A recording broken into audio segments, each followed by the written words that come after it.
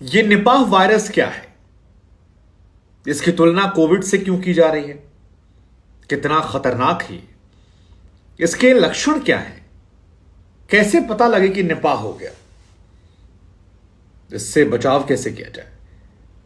ये वीडियो जो है ये आपको डराने के लिए नहीं है। ये वीडियो माहौल बनाकर आपसे लाइक, फॉलोवर या शेयर करवाने के लिए नहीं है। ये वीडियो आपको जानकारी देने के लिए। और वैसे भी सनसनी फैलाना बहुत लोगों का काम है, हम उस चीजों से आगे बढ़ चुके हैं। दरअसल निपाह वायरस को लेकर एक बड़ी इंपॉर्टेंट जानकारी जो है वो निकल कर आई Indian Council of Medical Research यानी आईसीएमआर से। और आईसीएमआर की तरफ से कहा गया कि निपाह वायरस जो है इससे डेथ परसेंटेज की जो मृत्यु दर है वो 40 से 70% है। फिर हमें याद आया कि कोविड में तो ये यार 2%, 5%, 7% से ऊपर नहीं जा रहे थे अलग अलग वेव में, और यहां पर 40 से 70% अगर आती है तो ये बहुत ज्यादा खतरनाक है और कोविड से बहुत ज्यादा है। इसलिए हमें आपको इसके बारे में बात करना चाहिए। केरल में बहुत सारे मामले निकले हैं। अब सवाल यह है कि आखिर ये मामले केरल में क्यों निकले हैं? इसकी वजह बहुत क्लियर नहीं है, लेकिन केरल में बैक टू बैक मामले निकल रहे हैं और फिलहाल एक्टिव मरीज जो वहां पर हैं वो 6 हैं।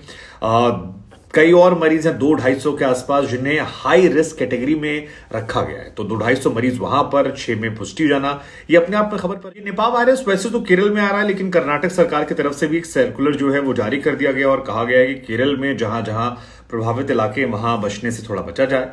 केरल में कई और जगह हैं जहां पर भी कहा गया है कि थोड़ा सा जांच पड़ताल तेज रखी जाए, जैसे मैसूर में कहा गया है, दक्षिण कन्नड़ में, कोडागू में, तमाम जगहों पर है।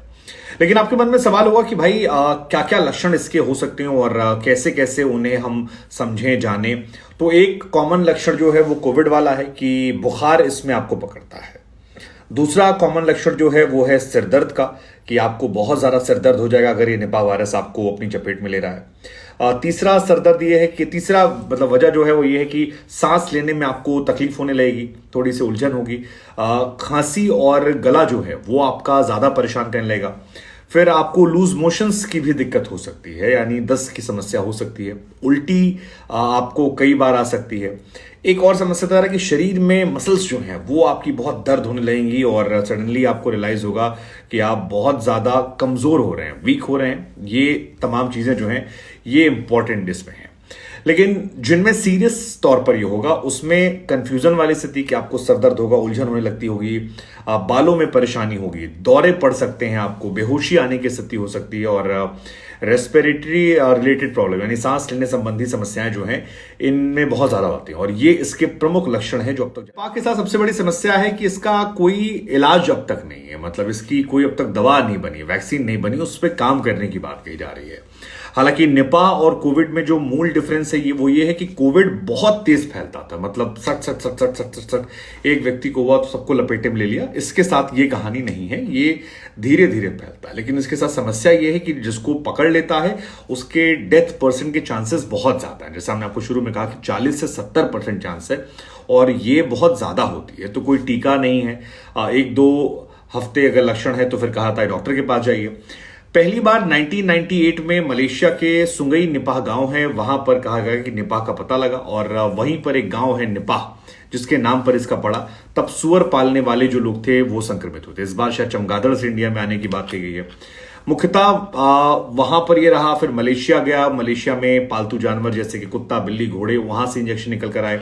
सिंगापुर में वायरस पता लगा। 2001 में बांग्लादेश में इसके कई मरीज मिले थे और वहां से भी इसने काफी ज्यादा परेशान किया था।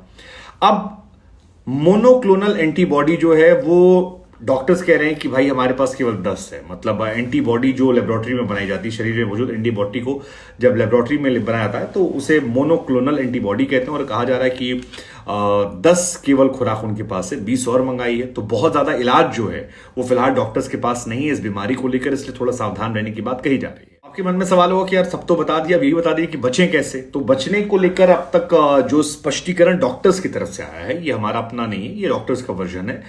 उसमें वही बुनियादी बातें कही गई हैं जिसमें कहा गया कि आप अपने हाथों को बार बार धो लीजिए, मास्क लगाइए, सैनिटाइजर का इस्तेमाल कीजिए। जानवरों को लेकर खासतौर पर उस इलाके में कहा जा रहा है अगर कोई व्यक्ति केरल से आ रहा है तो उससे थोड़ी दूरियां बनाइए।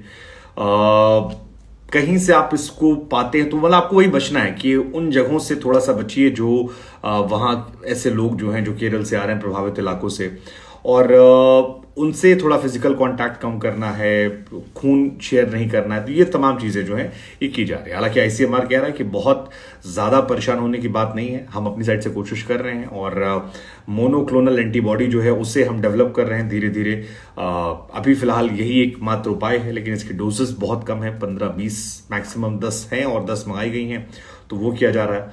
कहा जा रहा है कि चमगादड़ के नमूने लेकर जांच की जाएगी। अब चमगादड़ बहुत दुखी कर रखा है, कोविड में भी चमगादड़ जो हुआ था वो सारी चीजें हुई थी, लेकिन 2 लोगों की इसमें मौत भी हो गई और इसी वजह से स्कूल में भी कोझिकोड में शैक्षणिक संस्थान जो हैं उनको ऑफ कर दिया गया है और ये कहा गया है कि भैया थोड़ा सा आप लोग रेस्ट ले लीजिए। फिलहाल नॉर्थ इंडिया में इतना खतरा नहीं है, आप जहां सुन रहे हैं जिस शहर में, वहां शायद इतना खतरा ना हो। केरल में थोड़ा खतरा ज्यादा है, लेकिन हमें लगा कि खबर आपको बता देते ताकि आप पैनिक ना करें, आसान शब्दों में समझ लें क्या है ये निपाह वायरस।